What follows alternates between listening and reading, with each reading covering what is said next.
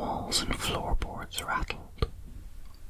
Through it all, he loosed a stream of profanity so acid it threatened to peel the already faded paint. Rejected. Him. Heir to the most prestigious jewelers in the world, makers of wonders only seen in dreams, tossed out like some beggar at the gate. What's more, it was done by some pathetic, overpuffed lackwit of a servant. His offering never even reached the edge of the Tsar's gaze. He threw a hammer hard enough to lodge it in a wall, fuming and drooling with vitriolic rage. His egg, a perfect representation of the legendary Fabergé eggs presented to the young princes and princesses, lay shattered in a fine dust around the floor.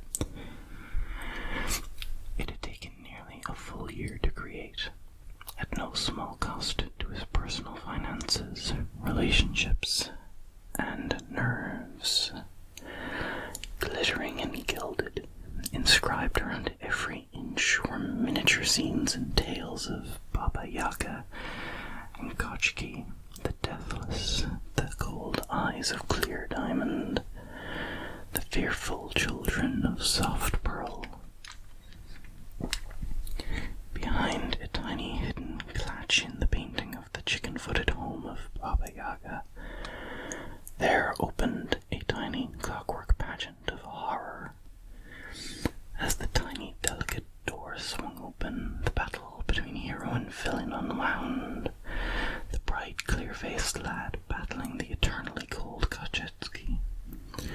Gruesome, but just the thing for a bloody-minded boy, as the youngest prince was well known to be. All this dashed to splinters because some worthless advisor was offended and could not have it upsetting the delicate sensibilities of the young lord. Pigeon-hearted swine, he had the audacity to have the guard escort him none too softly outside the gate.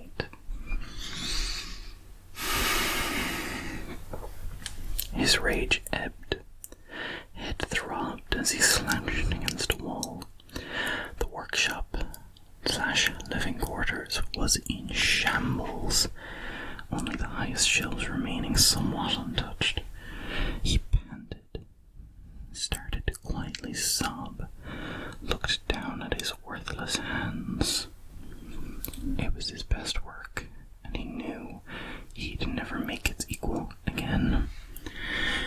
His eyes rolled to the rafters, absently seeking out the stoutest and most likely to bear his weight. Suddenly, his eyes settled on the clockwork rolls resting on the high counter. With a twist, it would bloom open, then fold in on itself to become a chirping bird. He stared, eyes red-rimmed and feverish, as an idea started to slowly rise.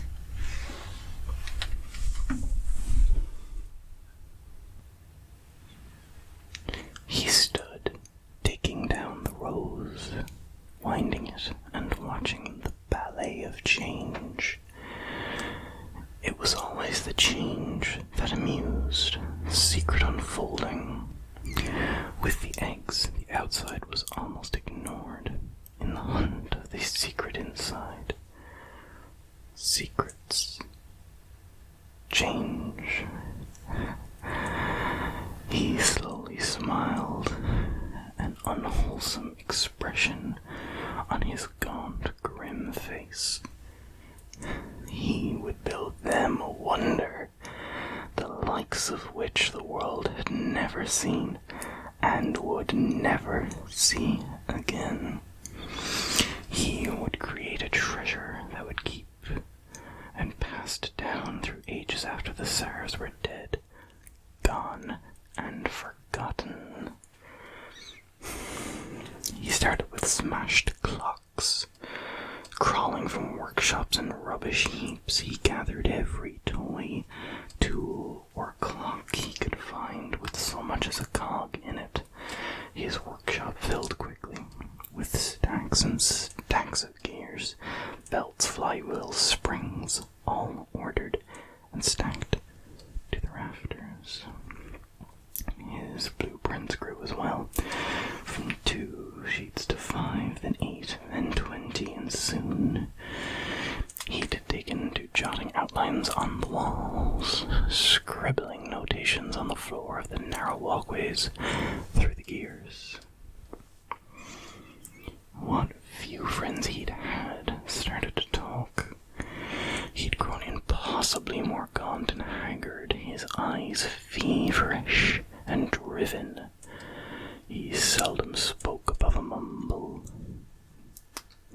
The few who stopped to check in on him could barely squeeze in his door, and were quickly choked by the smell of oil and rust. His already limited output of jewelry and clockworks had stopped completely, along with his income. He took to selling furniture, clothes, anything that could buy him the little food he needed. Whispers of possession and the dark arts started to follow him. The shunning was nothing new to him, and in a way was almost welcome.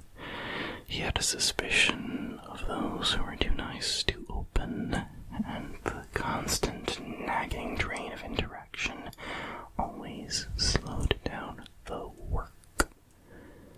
Since discarding the frivolity of sleep, he'd gained more time to devote to the work.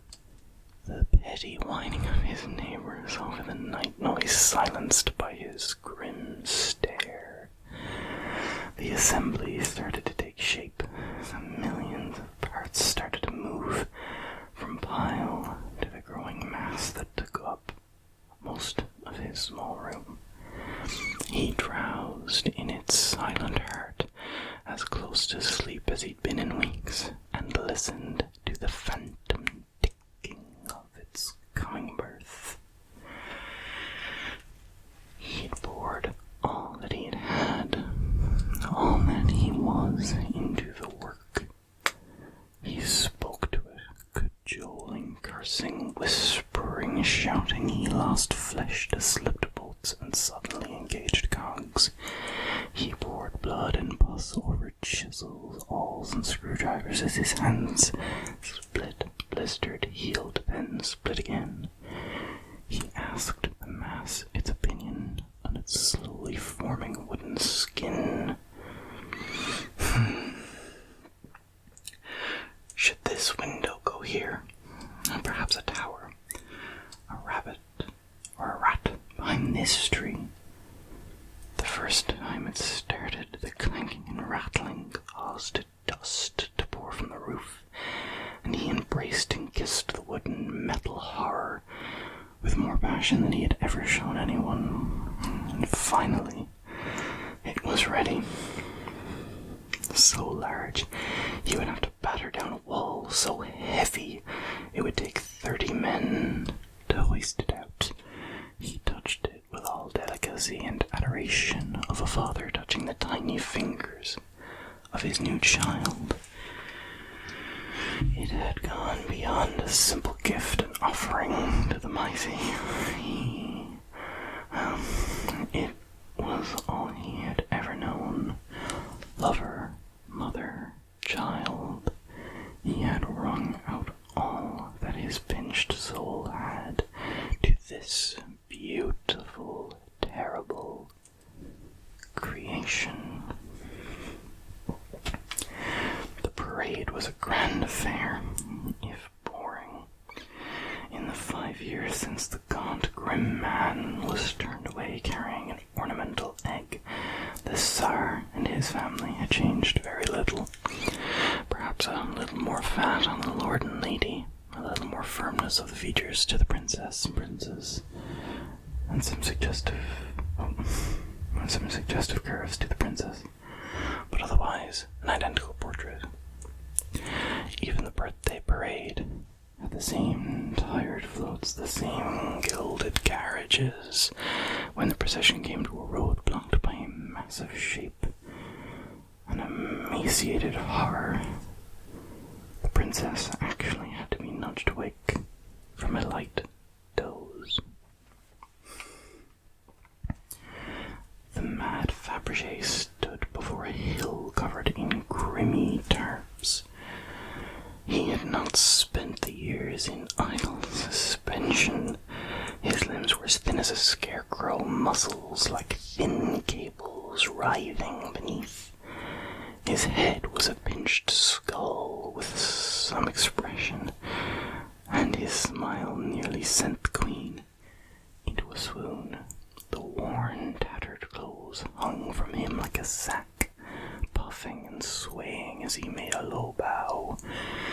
His voice was a brittle, harsh rasp as he spoke. "My lord, may I present on this glorious day my gift?" The tarps fell away, and the whole square lost its breath. A fairy tale kingdom had sprouted in the center of the street. Around the base were small trees and shrubs thick with cavorting fairies and goblins. Tiny brooks and lakes held glittering mermaids and smiling fish. Deeper, a tiny gnome village rested against a Lilliputian mountain range, the men frozen in work and play. Songbirds and dragons nestled in the high places, and dark, suggestive shapes lurked in caves and burrows. All this paled, however, to the castle, with spires rising nearly 20 feet in the air. It shone like a vision of another world. 2 large stout gates stood open, armored guards guarding the way in plumed helms. Balconies held ladies of unearthly beauty, their suitors bent to a knee in devotion, or shielding them from the horrors that spawned from the darkest dreams of man. Grand balls and feasts were frozen in the inner halls, and a king with a visage radiating power presided over a trial. The moat swarmed with beasts, and every pinnacle played roost to all matter of wings. Speech was impossible. Every inch glittered and shone with gems and gilding. Crystals radiated rainbows along every surface. Pearl and gold shimmered like a dream. The creators stood to an alleyway and drew forth a mangy dog, gently tousling it up in the shimmering walkway of silver to the left castle gateway. He closed it, then stepped over to a fairy ring of silver mushrooms. In it were arranged tiny statues, and he lifted one up, fitting it into a small stone altar above the ring. Then he slotted a polished brass key into the slot below the stone and twisted. Suddenly, the kingdom came to life. The whole square, until now, had struck dumb, almost screamed with delight. The fish swam, the birds sang, the knights marched, the gnomes dug. Everywhere was movement, sound, and light. The trees swayed, the dragons brooded. From the dungeon depths came a small, chilling moan. The king held court, pronouncing judgment as the Tsar and his king family clapped and watched in pleasure. The world suddenly froze again, and the scarecrow man opened the left gateway to reveal it empty. He smiled wickedly, then opened the right gateway, releasing a sudden burst of tiny, pure white doves. Man and machine were bundled back to the palace with all haste. His repellent, almost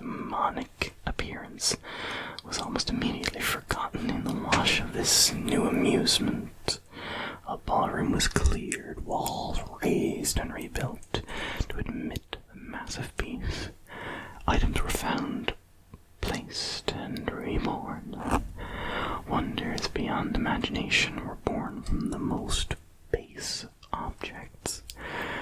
Glittering threads from a stone, a clockwork kitten from an old clock, a wobbling jelly that could not be punctured or torn, no matter how absurd, from a simple ceramic jug.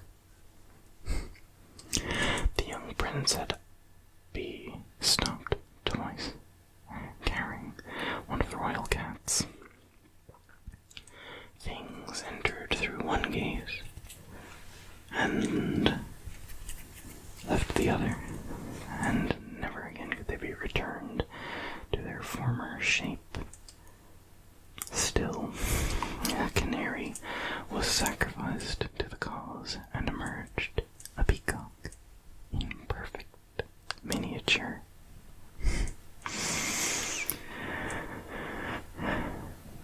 The Tsar was delighted beyond words and embraced the reeking, horrid wreck of the device's creator like a brother. Dinners were planned, rooms were made ready, and in the black heart of the bastard Fabergé there stirred the alien feelings of true, honest joy.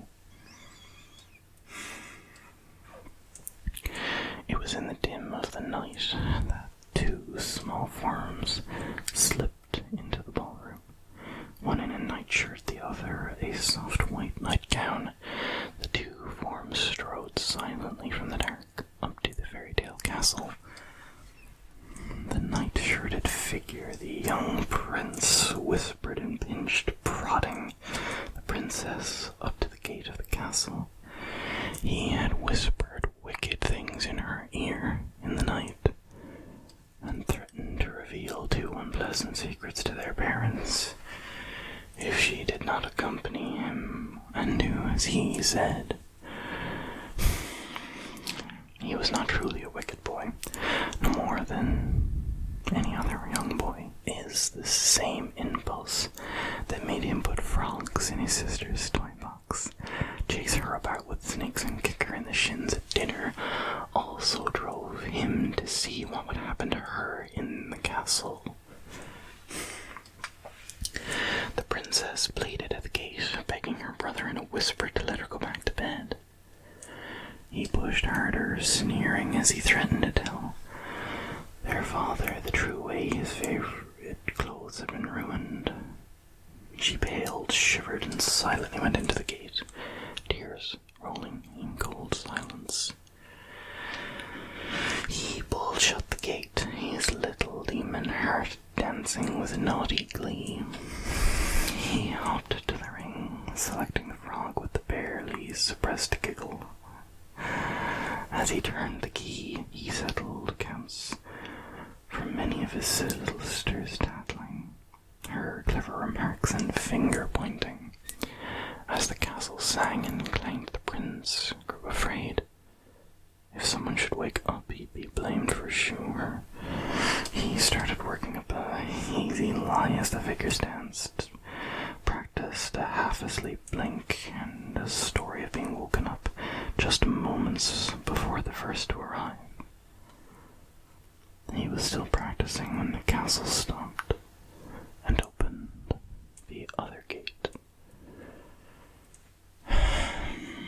The screaming awoke the Tsar and his wife first. And even with their rooms so far away from the ballroom, in the way of parents, they seemed to know without question their children were in danger. They passed servants and drowsy footmen, the Tsar a grim-faced ghost in pale robes. He burst into the ballroom, servants quick on his heels, the door cracking the plaster behind it with the force. The young prince was curled a short pace from the castle, sobbing and gibbering, shuddering as if with a great cold. As the Tsar went to his young son, he heard a sound from the castle. He looked, and his son was forgotten.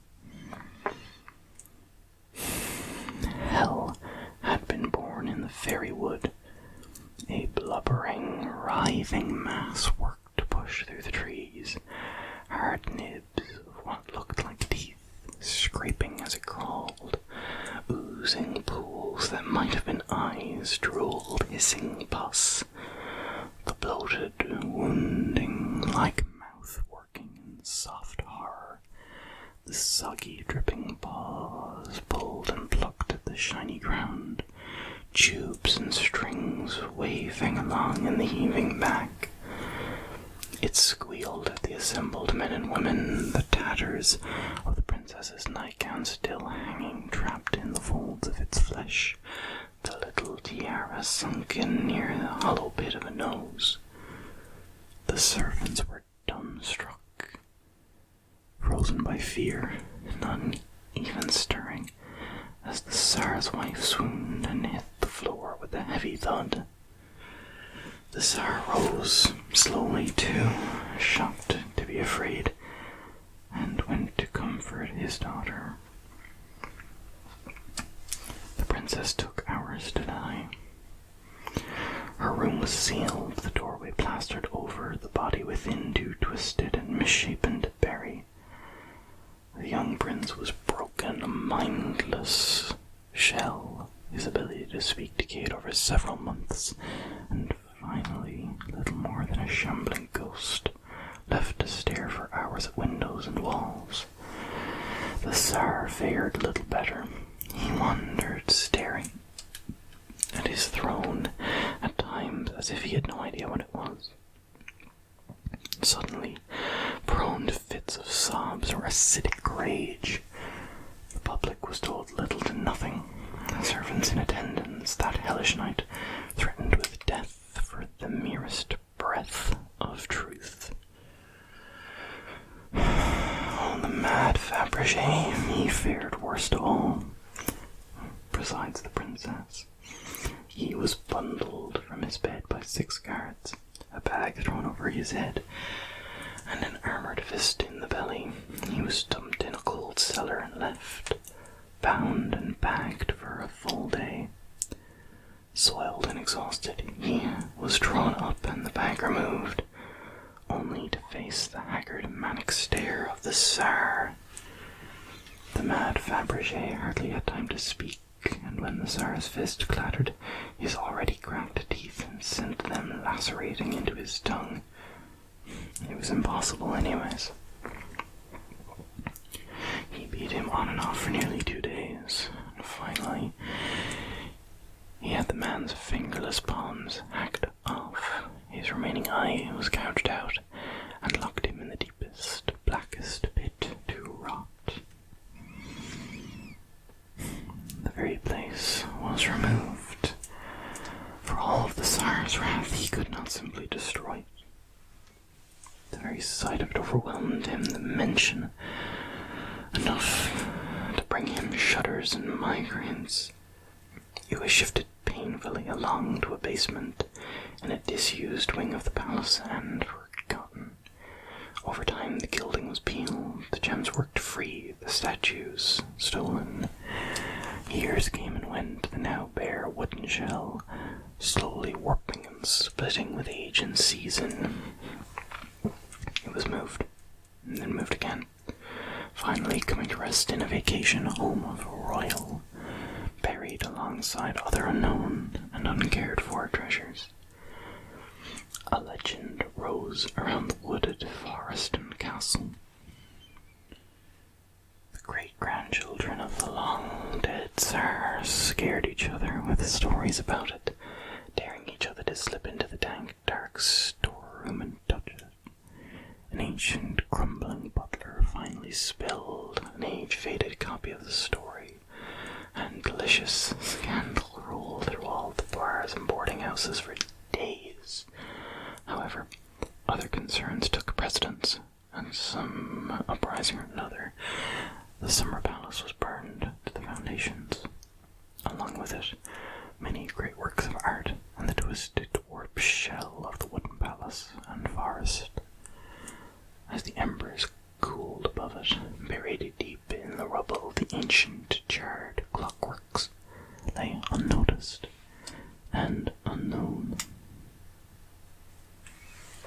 The scholar discovered the clockworks in a book. The forgotten diaries of a servant left to rot in the university archives, acquired as a lot from an estate sale. He never doubted the truth of it, even when he was presented his proposal to the derision of the faculty. He pooled his own funds, tapped other resources of varying levels of legality, and set out to find it. After 8 weeks of searching and excavation, the scholar stood, reeking and filthy, over the unearthed sorrow of his hour. 2 more weeks were devoted to the planning of transport. The device was impossible to disassemble, and the scholar would not risk any more damage than the device had already taken. It was lifted, whole cloth from the pit, boxed and padded lovingly, and flown back to the scholar's home at a maximum of expense. There, 2 rooms were gutted and hollowed out, and the monstrous metal hulk was shifted into place. For weeks, the scholar pried and probed the massive clockwork, but could divine nothing. Tentative, safe experiments soon gave way to more dramatic and less well-reasoned theories, even as he had a large panel fitted over the long-destroyed one, which was more simple and direct notations on it. His classwork and other research products suffered and were ignored. He became more and more prone to ramble and outbursts of disjointed theories, always mumbling, "I've almost got it cracked." Others drew away from him, as if he carried a plague they could catch. The scholar ignored his shunning, the letters promising first reprimand, then eventual dismissal. Always, the next turn of the key would give the last shard of the puzzle and cement his place in history.